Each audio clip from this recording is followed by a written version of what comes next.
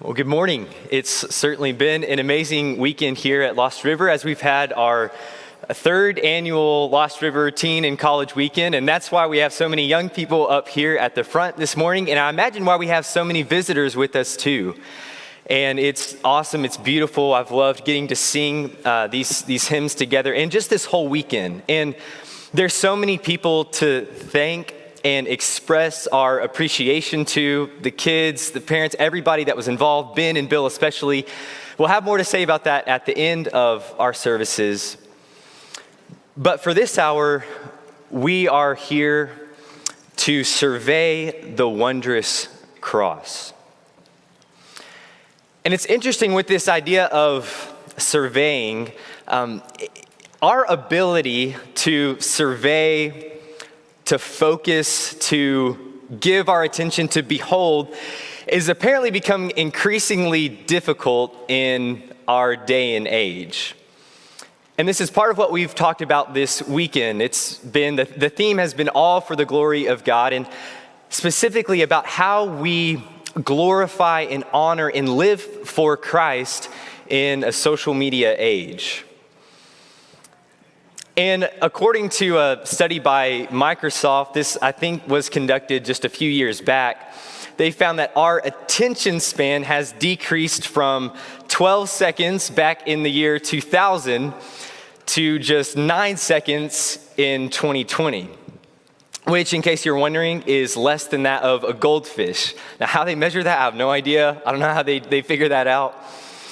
But whether or not that's literally true, that our attention spans are literally shrinking, doesn't it feel like there is just this ever increasing amount of things that are vying and competing for our attention?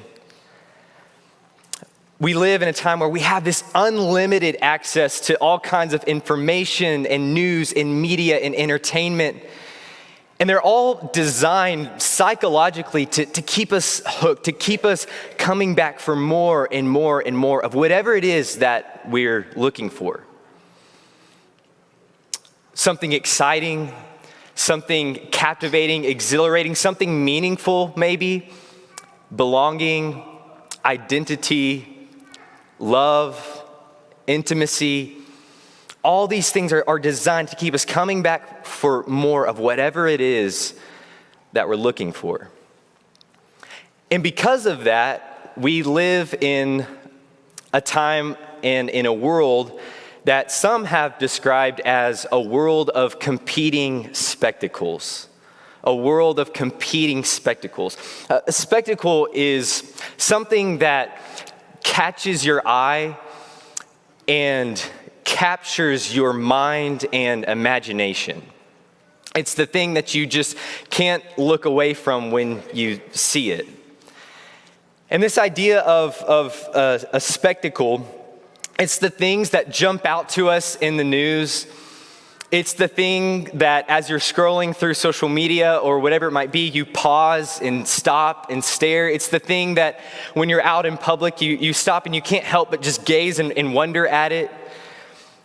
And sometimes it's because of something good. It's so wonderful, it's so grand, it's so mesmerizing in that sense of its grandeur and beauty that you just can't help but keep staring and to be drawn more deeply into it.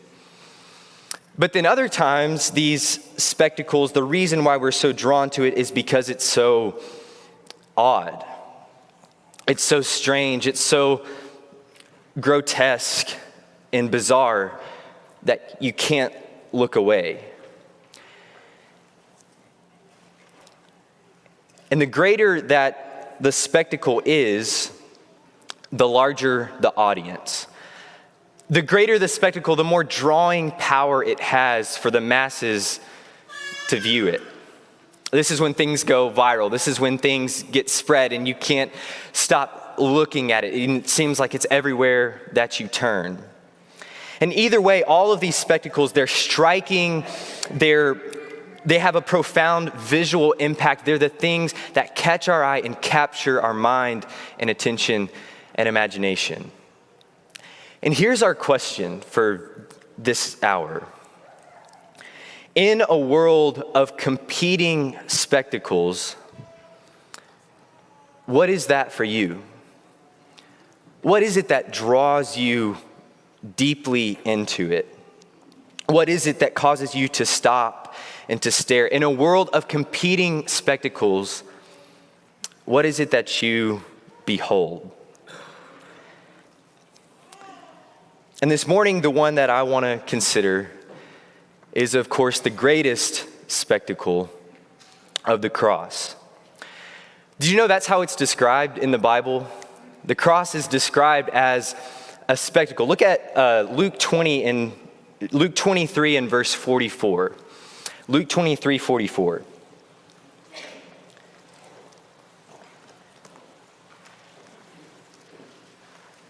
Luke 23, beginning in verse 44, says this. Now it was about the 6th hour, the middle of the day, and there was darkness over the whole land until the 9th hour, while the sun's light had failed. And the centurion of the temple, or in the curtain of the temple was torn in two, and the centurion, and then Jesus calling out with a loud voice said, Father, into your hands I commit my spirit. And having said this, he breathed his last. Now, when the centurion, there he is, saw what had taken place, he praised God, saying, certainly this man was innocent. Or in Matthew's account, truly this was the Son of God. And it says that all the crowds, verse 48, when all the crowds that had gathered for this spectacle saw what had taken place, they returned home sorrowful, beating their breasts. And all his acquaintances and the women who had followed him from Galilee stood at a distance, watching these things. So here, Luke describes the cross as a spectacle. And I think there are two senses in which that's true. From one perspective, there was no spectacle more brutal or violent or grotesque and shameful as the cross. And this is what it was designed to be. It was orchestrated and engineered to be exactly this. It was the empire's way of establishing their might and power and authority. It was the way of grabbing the attention of the masses to show that we are in charge and you do not thwart or rival the powers of Rome. And it was a way to shame and scorn and humiliate the victim.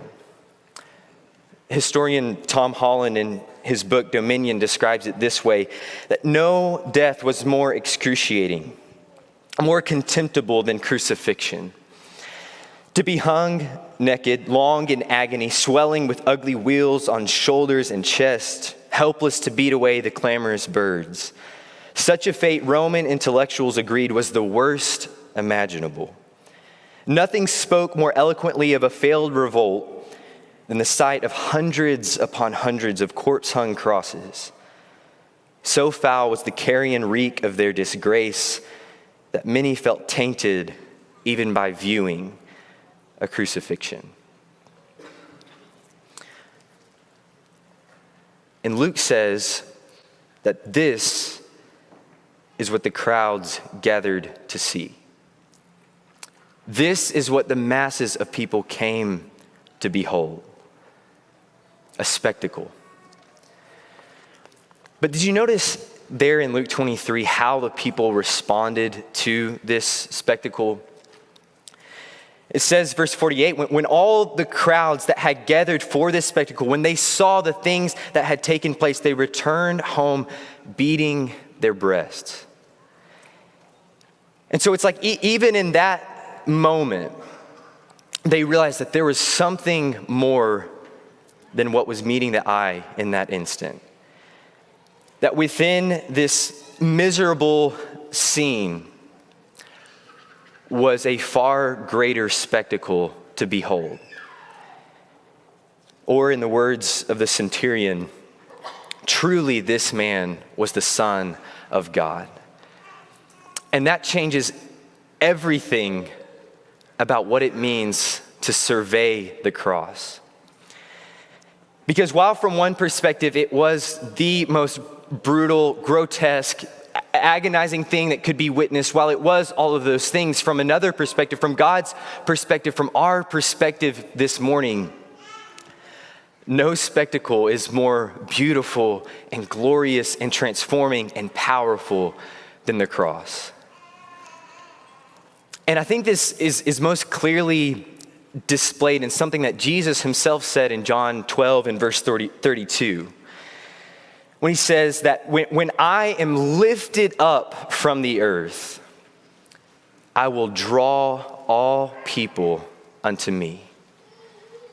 Jesus says, when I'm lifted up, when I am hung on that cross to bear the shame and agony and reproach of the world, when I am lifted up, that's the drawing power. That's the greatest spectacle. I will draw all people unto me. And I want to ask, why is that? What's so captivating and compelling about the cross? What is it that makes the cross the greatest spectacle for us? And maybe there are several ways to answer that question, but maybe the simplest answer is that in the cross, we find everything that we're looking for. There are so many things that are competing for our attention, all designed to keep us coming back for more and more and more of whatever it is that we're looking for. But isn't it true that with all those things, you never really find it? You never really find the thing that you're looking for. That's why you keep going back. That's why you can't stop going back. That's why in this world of competing spectacles, you keep searching and searching for more. But in the cross, we find everything that we're looking to see. You want to find something that is exciting? Look to the cross to see a man who is beaten and bloodied come back to triumph over the powers of evil. You want to see something that's meaningful? Look to the cross to see Jesus fulfill in himself all the plans and purposes of God for humanity. You want to find belonging? Look to the cross to see Jesus break down the dividing wall of hostility and bring together all humanity in himself. You want to find friendship, connection? Look to the cross to see Jesus laying down his life for his friends. And you want to find true love, true intimacy? Look to the cross to see Jesus sacrificing himself to redeem his bride. In the cross, we find everything that we're looking for. And so, again, what is it that draws you in? What is it that compels you? What is it that captures your mind and imagination? Because we live in a world of competing spectacles. But the greatest spectacle of all is the one designed to perfection, the one orchestrated by God himself, the spectacle of the cross. And so this morning, I want to close with the words of that hymn, "When I Survey the Wondrous Cross." It says, when I survey the wondrous cross on which the Prince of Glory died, my richest gain I count but loss, and pour contempt on all my pride. Forbid it, Lord, that I should boast, save in the death of Christ my God. All the vain things that charm me most, I sacrifice them to his blood. See from his hands, his head, his feet, sorrow and love flow mingled down. Did e'er such love and sorrow meet, or thorns compose so rich a crown. Were the whole realm of nature mine, that were a present far too small. Love so amazing, so divine, demands my soul, my life, my all. Let us survey the wondrous cross. We'll now ask the men to come forward as we partake.